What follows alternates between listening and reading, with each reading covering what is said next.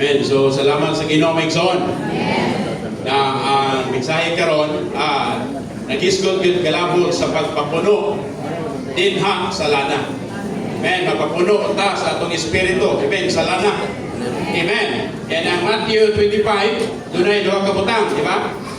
Watchful in life and faithful in service. Ang watchful in life related ni sa ato ang living. Amen.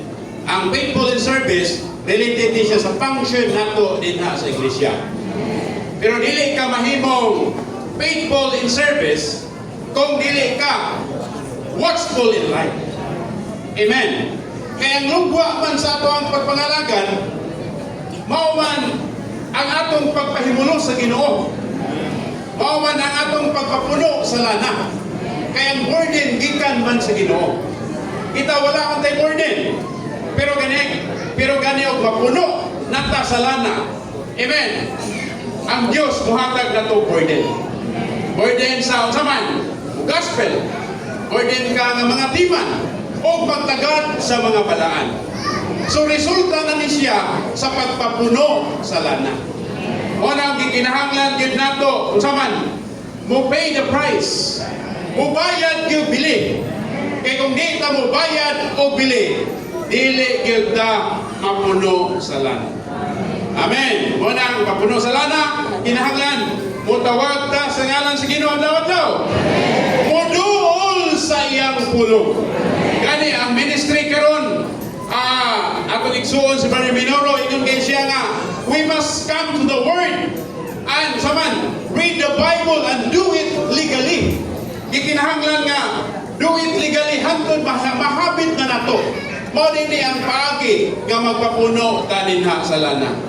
Mao na kinahanglan tubson gid nato ang atong panahon.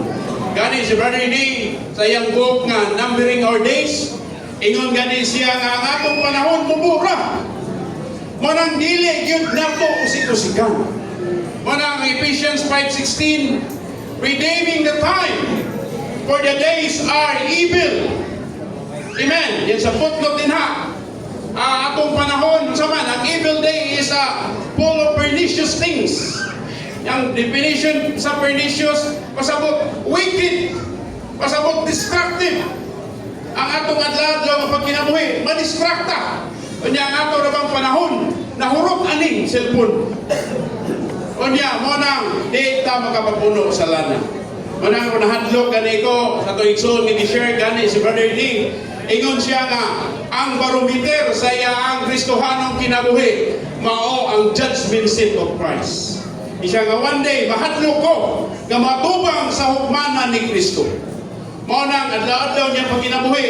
Amen. Tanang butang nga makapausik-usik niya mo kuan siya. Iya ang tubson gyud. Muna ako sahay daghang butang nga makapausik-usik na to.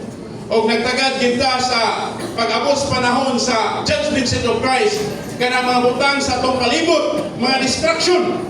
Kung doon na mga distraction, labi na mga usahay di pagkasinabot, pingon nito nga kani distraction na ni sa pagpapuno sa lana. O nang gikinahanglan yun nato, mubayad o bili maigsoon. Aron mapuno ta sa lana. E resulta ni ini, mahimotang faithful in service. Amen.